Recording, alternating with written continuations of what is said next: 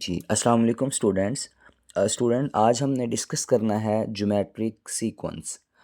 तो geometric sequence एक ऐसा सीक्वेंस है कि जब हम हमारे पास टू कंसेक्युटिव वैल्यू हों, एक सीक्वेंस हो और उसकी टू कंसेक्युटिव वैल्यू को हम डिवाइड करें तो उनका आंसर एक जैसा आए। डेफिनेशन है, अ geometric sequence is a sequence in which the ratio between any two consecutive terms is a constant. यानी कि जब हम टू कंसेक्युटिव जो टर्म्स हैं सीक्वेंस की उसको डिवाइड करें, उनका आंसर अगर एक जैसा आए तो हम उस सीक्वेंस को कहते हैं ज्योमेट्रिक सीक्वेंस। अरिथमेटिक सीक्वेंस और ज्योमेट्रिक सीक्वेंस में बेसिक फ़र्क यही है कि अरिथमेटिक सीक्वेंस एक सीक्वेंस तब बनती है जब हम टू वैल्यूज़ को माइनस करते हैं, तो उनका डिफरेंस सेम रहता है।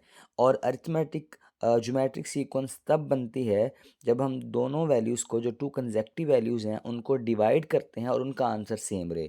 उसके बाद तो जिस तरह कॉमन डिफरेंस होता है जो टू कंसेक्युटिव वैल्यू को माइनस करने से है, तो उसको हम कॉमन डिफरेंस बोलते हैं। इसी तरह दो वैल्यूज़ को अगर हम डिवाइड करते हैं, जो उनका डिवाइड करने का आंसर आता है, हम उसको बोलते हैं कॉमन रेशो। तो कॉमन रेशो की डेफिनेशन है, the constant ratio between two consecutive terms is called the common ratio. The common ratio can be found by dividing any term in the sequence by the previous term. यानी कि two values हैं, अगर हम दो values को आप divide करते हैं तो हमें कॉमन रेशो मिलती है। तो इसके बाद हम फार्मूले की तरफ आते हैं। अगर हमने nth टर्म फाइंड करनी हो ज्योमेट्रिक सीक्वेंस की, तो उसका फार्मूला होगा A N equal A one R N की पावर आर की पावर एन माइनस वन। इसमें A one first term in the sequence है, आर द कॉमन रेशो है, एन उसमें नंबर ऑफ टर्म्स हैं। तो ये हमारे पास फार्मूला है ज्योमेट्रिक सीक्वेंस का। कॉमन रेशो कैसे निकालनी है?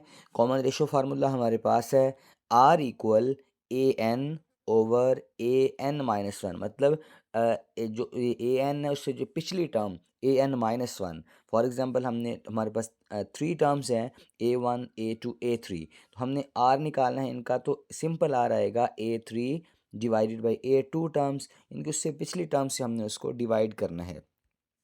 एग्जाम्पल चेक करते हैं। द सीक्वेंस, अगर हम ये सीक्वेंस हमारे पास है 2, 6, 18 एंड 54। इसमें अगर हम 6 को 2 पे डिवाइड करें आंसर 3 आता है, 18 को 6 पे डिवाइड करें आंसर फिर भी 3 आता है, और 54 को 18 पे डिवाइड करें आंसर फिर भी सेम आता है।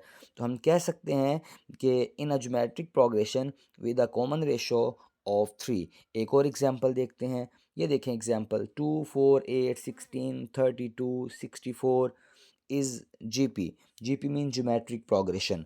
तो इनमें देखें तो 4 को 2 पे डिवाइड करें आंसर 2 आता है, 8 को 4 पे डिवाइड करें आंसर 2 आता है, 16 को 8 पे डिवाइड करें आंसर 2 आता है, 32 को 16 पे डिवाइड करें आंसर 2 आता है। तो इट मीन कि इनकी जो कॉमन रेशो है वो 2 है, क्योंकि इन सभी की कॉमन रेशो सेम है। तो ये एक ज्योमेट्रिक प्रोग्रेशन है।